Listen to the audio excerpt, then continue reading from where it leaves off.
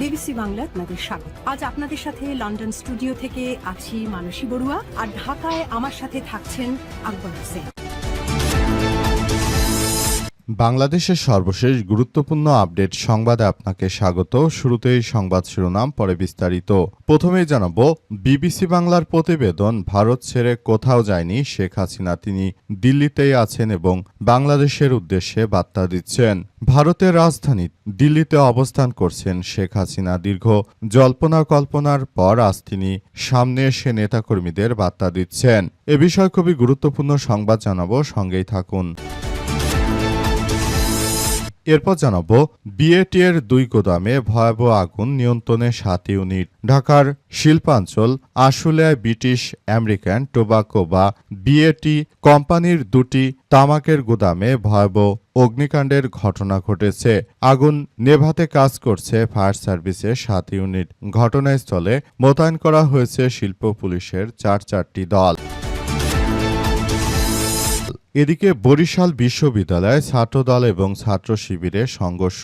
বরিশাল বিশ্ববিদ্যালয় ববিতে ছাত্রদল ও ছাত্র শিবিরের নেতাকর্মীদের মধ্যে সংঘর্ষের ঘটনা ঘটেছে। এতে ছাত্র শিবিরের সভাপতি সহ কয়েকজন আহত হওয়ার খবর পাওয়া গেছে। ইসলামী ছাত্র শিবিরের অদম্য জুলাই কর্মসূচিকে কেন্দ্র করে আজ 5 আগস্ট বিশ্ববিদ্যালয়ের ক্যাম্পাসের ভিসি গেট সংলগ্ন এলাকায় এমন ঘটনা ঘটে।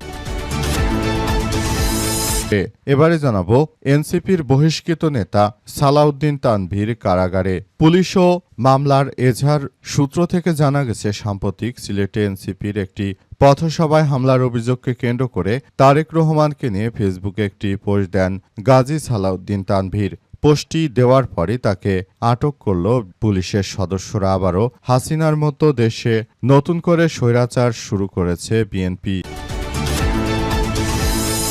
এবং সর্বশেষ জানাবো, প্যারিসে বাংলাদেশ দূতাবাসে জুলাই গণঅভ্যুত্থান দিবস পালন করা হচ্ছে।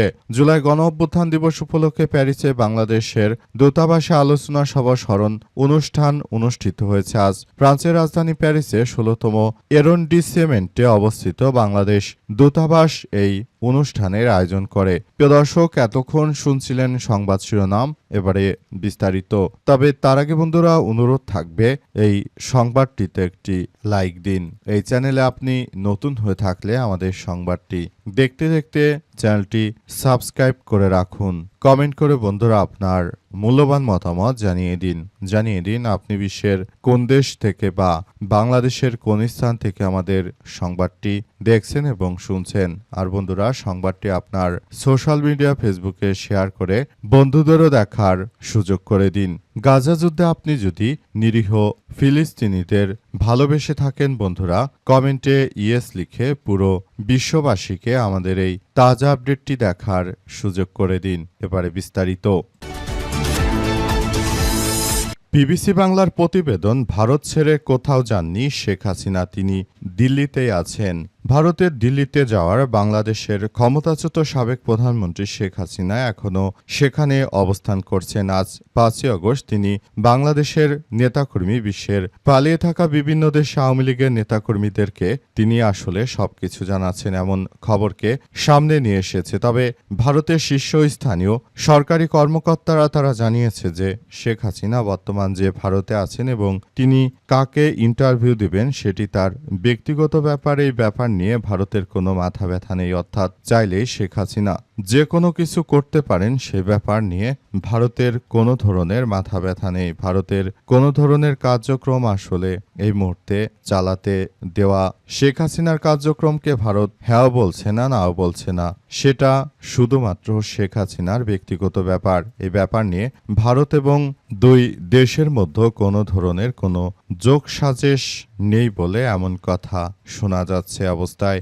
সবাইকে আরো বেশি সতর্ক থাকার জন্য উদাত্ত আহ্বান জানানো হচ্ছে। এ অবস্থায় দেখানো হচ্ছে যাতে করে ভবিষ্যতে এই ধরনের কার্যক্রম আরো অন্যদিকে যায় এবং এটা আসলে ভিন্ন দিকে চলে যেতে না পারে। সেটি ভারতের সরকার এই ব্যাপার নিয়ে বাংলাদেশকে অতটা সহযোগিতা করছে না।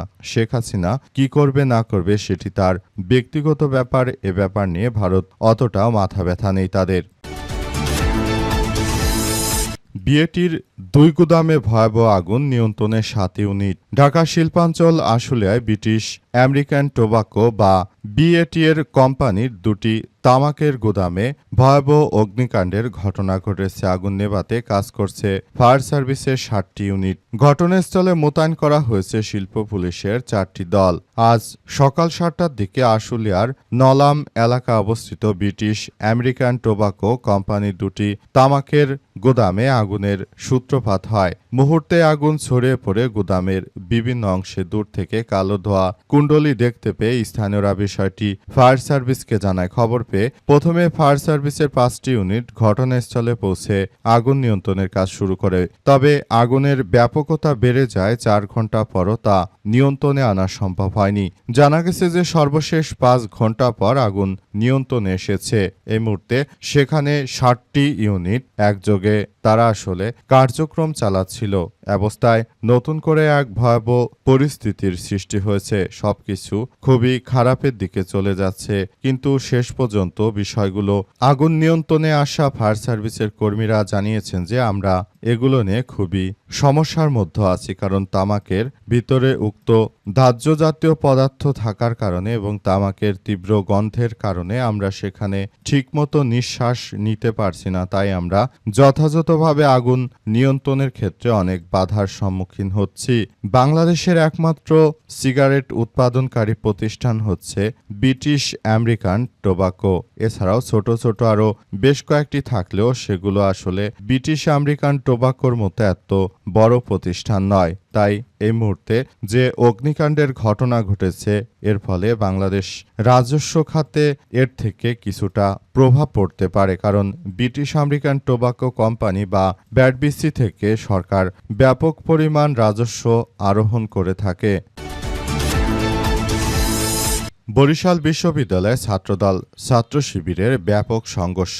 বরিশাল বিশ্ববিদ্যালয় ববি ছাত্রদল ও শিবিরের মধ্যে ব্যাপক সংঘর্ষের ঘটনা ঘটেছে। এতে ছাত্র শিবিরের সভাপতি সহ কয়েকজন আহত হওয়ার খবর পাওয়া গেছে। আজ ইসলামী ছাত্র শিবিরের অদম্য জুলাই কর্মসূচিকে কেন্দ্র করে 5 আগস্ট বিশ্ববিদ্যালয় ক্যাম্পাসের ভিসি গেট সংলগ্ন এলাকায় এমন ঘটনা ঘটে। প্রত্যক্ষদর্শীরা জানায় যে সকালে ক্যাম্পাসে শিবিরের অদম্য জুলাই কর্মসূচি ছিল। মিছিল থেকে সরকার বিরোধী বিভিন্ন উস্কানিমূলক স্লোগান দেওয়ার অভিযোগে ছাত্র শিবিরের নেতাকর্মীরা ছাত্রদল নেতাকর্মীদের বাধার মুখে পড়ে। নিয়ে 2 গ্রুপের মধ্যে বাকবিতণ্ডা হয়। এক পর্যায়ে সৃষ্টি হয় তীব্র উত্তেজনা। হাতাহাতি থেকে সংঘর্ষে রূপ নেয়। বিশ্ববিদ্যালয় শাখা ছাত্র শিবিরের সাধারণ সম্পাদক জাকারিয়া ইসলাম বাবু জানান যে আওয়ামী লীগের পেতাত্তারা জুলাই এমন প্রোগ্রামে বাধা দিয়েছে। শান্তিকামী ছাত্র জনতারা যে শান্তিকামী আন্দোলন করেছিল, সেই আন্দোলনকে বাধা দিয়েছিল। ঠিক একই কায়দায় বর্তমান বিএনপির সন্ত্রাসীরা তারা মূলত আমাদের এই শান্তিপূর্ণ কর্মসূচিকে বাধা দিচ্ছে। তবে তাদের বাধার দেওয়ার কারণে অতটাও প্রভাব পড়বে না আমাদের এই কর্মসূচি পালনে। তারা যেটা আসলে করতে চায় সেটা কোনোভাবেই বাস্তবায়নযোগ্য হবে না বলে জানানো হয়েছে। ছাত্রদের পক্ষ থেকে আরও বলা হয়েছে সবাইকে আরও বেশি সজাগ দৃষ্টি রাখতে হবে এবং ভবিষ্যতের দিকে এগিয়ে যাওয়ার ক্ষেত্রে সবাইকে আরও বেশি যার যার জায়গা থেকে সজাগ দৃষ্টি দিয়ে তারপর পুরো কার্যক্রম চালিয়ে যেতে হবে। এনসিপির বহিষ্কৃত নেতা সালাউদ্দিন তানভীর কারাগারে। সাইবার সুরক্ষা আইনের মামলায় গ্রেপ্তার জাতীয় নাগরিক পার্টি এনসিপির বহিষ্কৃত নেতা সালাউদ্দিন তানভীরকে কারাগারে পাঠানোর নির্দেশ দিয়েছে আদালত। আজ তাকে আদালতে হাজির করা হলে বগুড়া সদর আমলি আদালত তার বিরুদ্ধে অভিযোগপত্র গ্রহণ করে এবং তাকে কারাগারে পাঠানোর জন্য নির্দেশ দেয়। নতুন করে আবারও দেশের মধ্যে যারা বিশৃঙ্খল সৃষ্টি করতে চায় তাদেরকে আটক করার কথা বলছে বিএনপি, অথচ তারা শেখ হাসিনার মতোই তারেক রহমানকে আসলে নতুন করে তারা এমন কিছু কার্যক্রম শুরু করেছে সেটি আসলে আবারও আওয়ামী লীগের সরকারকে হার মানাচ্ছে। তারা মূলত সারা দেশের অভ্যন্তরে আওয়ামী লীগের মতো ঠিক একই কায়দায় কার্যক্রম চালিয়ে যাচ্ছে এবং যেভাবে আসলে এই ধরনের কার্যক্রম শুরু করেছে সেটা ঠিক একইভাবে আবারও দেশের অভ্যন্তরে এক ভয়াবহ বিপর্যয়কর পরিস্থিতি তারা সৃষ্টি করছে।